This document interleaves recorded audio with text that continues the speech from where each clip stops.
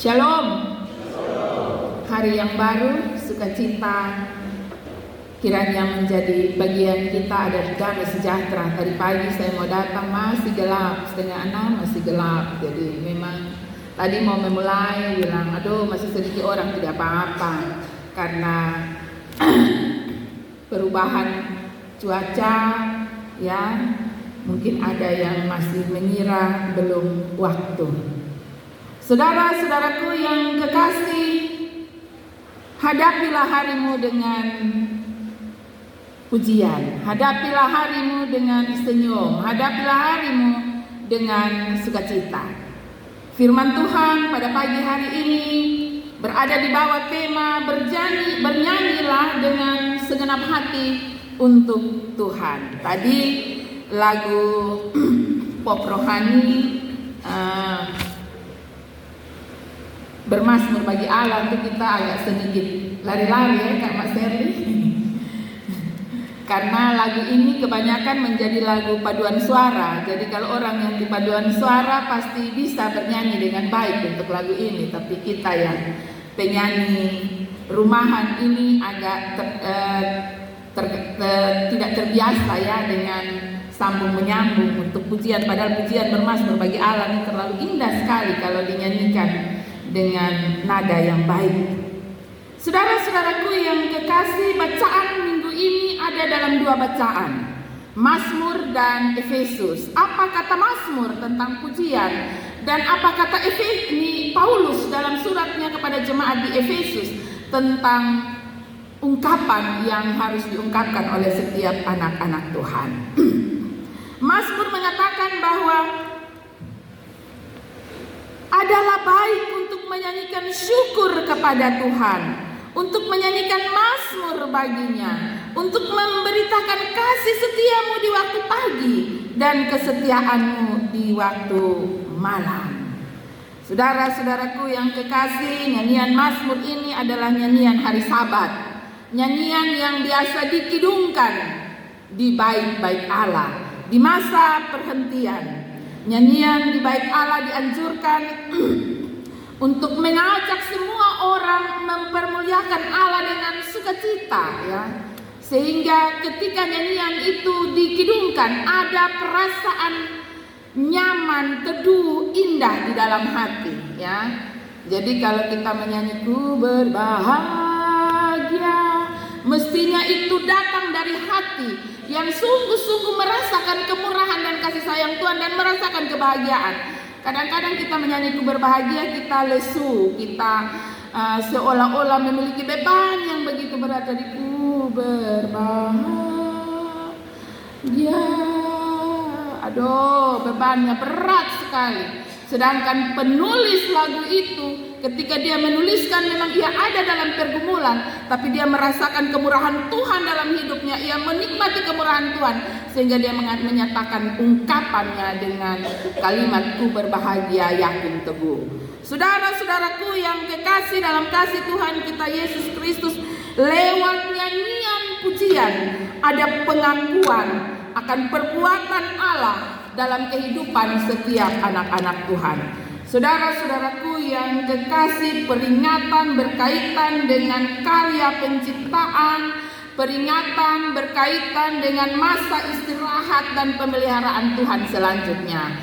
Hari Sabat menjadi hari perhentian di mana sama seperti Allah yang bekerja selama 7 hari dan berhenti menguduskan hari itu, sejenak melepas lelah, mengungkapkan pujian, syukur dan sembah untuk mampu diberi kekuatan baru melanjutkan waktu yang baru. Saudara-saudaraku yang kekasih, hari perhentian yang disebutkan oleh pemazmur pasal 92 menjadi hari yang memang secara khusus disiapkan agar anak-anak Tuhan, umat Tuhan memiliki waktu penyembahan yang sungguh kepada Tuhan.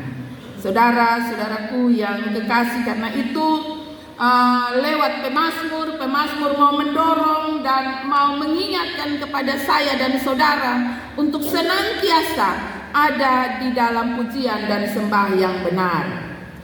Hal tentang menyanyikan syukur dan mazmur adalah sebuah bentuk ungkapan hati. Ya, kita lihat kalau anak-anak muda bernyanyi, mari kita dengar apa nyanyian mereka. Kalau dong ada duduk di tongkrongan, dong menyanyi, dengar dong menyanyi apa. Kalau dong menyanyi nian cinta mati pung, itu pasti ada di antara mereka yang sedang jatuh cinta, berbunga-bunga. Tapi kalau dari lagu, dari dong mulai putih gitar dari pertama sampai terakhir galau sah, berarti pasti ini ada yang lagi bermasalah dengan cinta.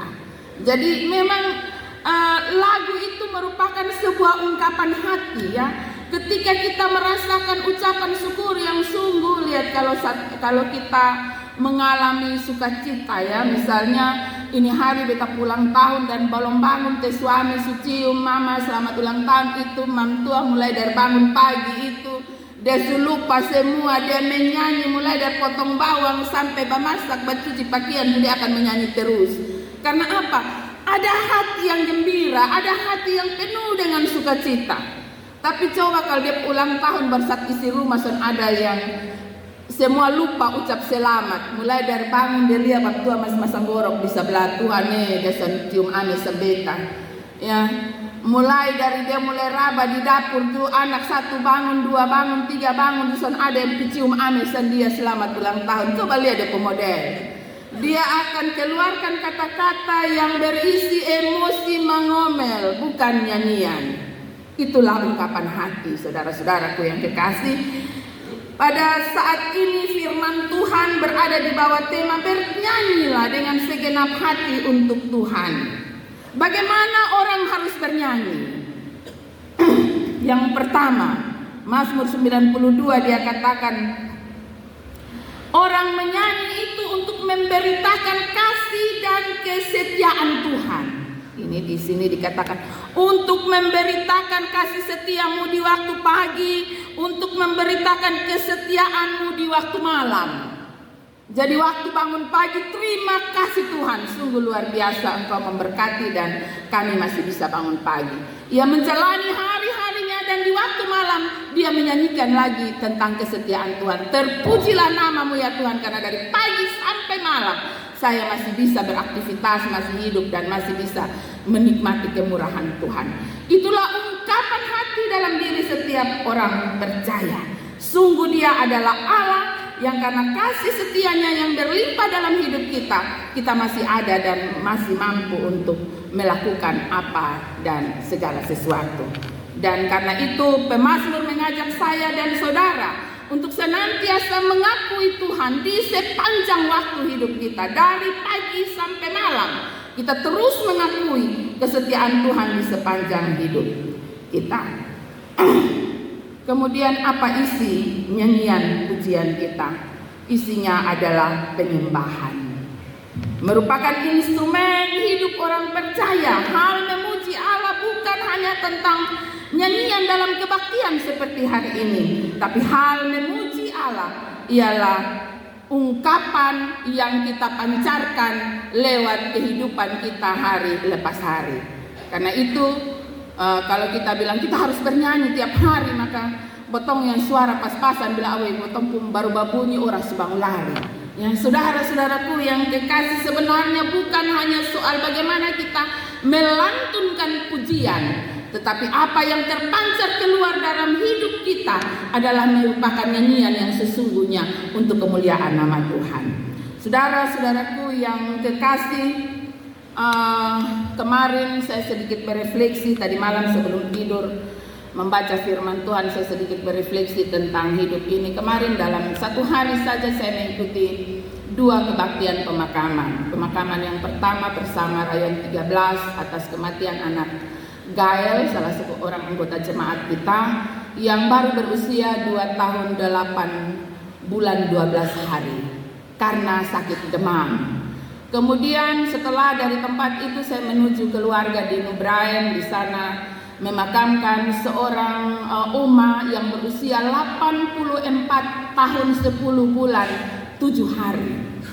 Dari 2 kematian ini saya berefleksi, Tuhan,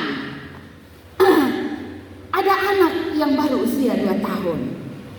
Begitu tangisan kepedihan dari kedua orang tua, dua orang kakak begitu menyayat hati karena kepergian anak yang masih sangat kecil dan kematian seorang oma yang usia 84 tahun. Dia pergi dengan tenang, bangun pagi orang bangun untuk mau bikin kopi, teman tua susahnya ada. Begitu tenangnya dia meninggal. Saudara-saudaraku yang kekasih, saya berefleksi bahwa waktu Tuhan ini sungguh-sungguh misteri. Ada orang yang sakit sampai dia minta mati tapi belum tahu mati-mati. Tetapi ada yang sementara diupayakan untuk kalau bisa dia sembuh karena dia masih sangat muda, sangat kecil, tapi Tuhan bilang pulang anakku. Dari refleksi ini saya mau bilang bahwa waktu Tuhan adalah misteri, waktu Tuhan adalah rahasia. Dan ketika hari ini firman Tuhan mengajak saya dan saudara untuk selalu menyanyikan untuk Tuhan nyanyian yang penuh dengan kemuliaan dan ucapan syukur, maka marilah selagi masih ada waktu, hidup kita jadikan sebagai nyanyian dan persembahan yang penuh dengan rasa syukur. Saudara-saudaraku yang kekasih dalam kasih Tuhan kita Yesus Kristus, belajar dari Efesus. Efesus mengatakan pergunakanlah waktu yang ada, karena hari-hari ini adalah jahat. Sebab itu janganlah kamu bodoh. Saudara-saudaraku yang dikasih, bahkan di ayatnya dalam bacaan ini pun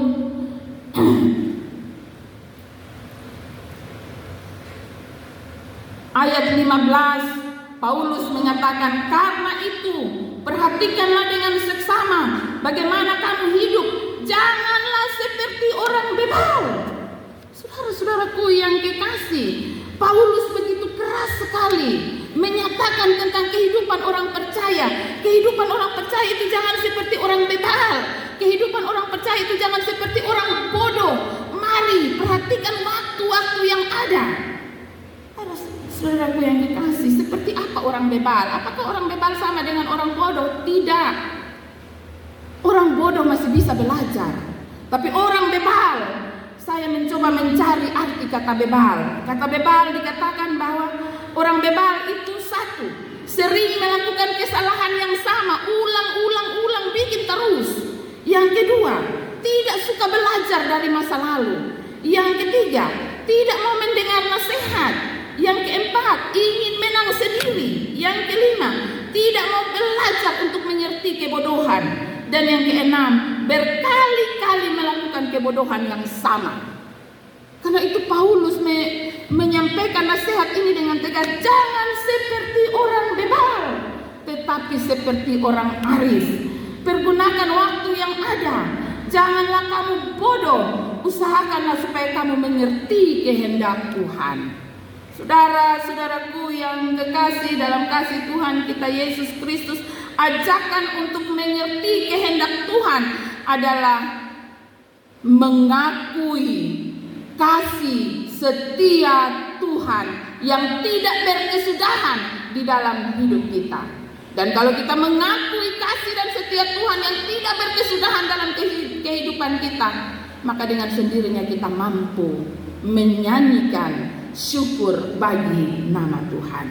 Saudara-saudaraku yang kekasih, orang bebal sama dengan orang mabuk.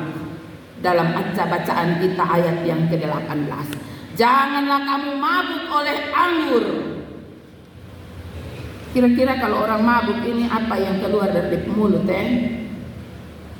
Di ayat 4 Efesus pasal 5 dia katakan, yang ada adalah perkataan yang kotor, yang ada adalah perkataan yang kosong, yang ada adalah perkataan yang sembrono, hal-hal yang tidak pantas. Karena itu jangan mabuk. Karena ketika kita mabuk, kita sedang mempermalukan diri kita sendiri dan kita sedang mempermalukan Tuhan kita.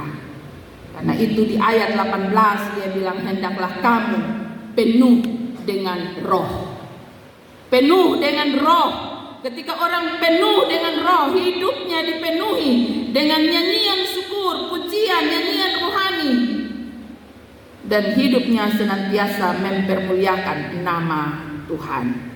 Saudara-saudaraku yang kekasih, ayat 14 dari Efesus pasal 5 dia bilang, bangunlah hai kamu yang tidur, bangun sudah, ya sadarlah sudah, karena waktu Tuhan seperti yang saya katakan tadi, waktu Tuhan tidak lama, waktu Tuhan misteri, waktu Tuhan tidak ada yang tahu. Pergunakanlah dengan baik-baik waktu yang ada, karena sungguh waktu Tuhan itu rahasia. Tetaplah bernyanyi dan bermazmur untuk Tuhan, bersyukurlah kepadanya melalui kehidupanmu, dan biarlah oleh kehidupanmu nama Tuhan dipermuliakan. Tuhan Yesus memberkati firman-Nya.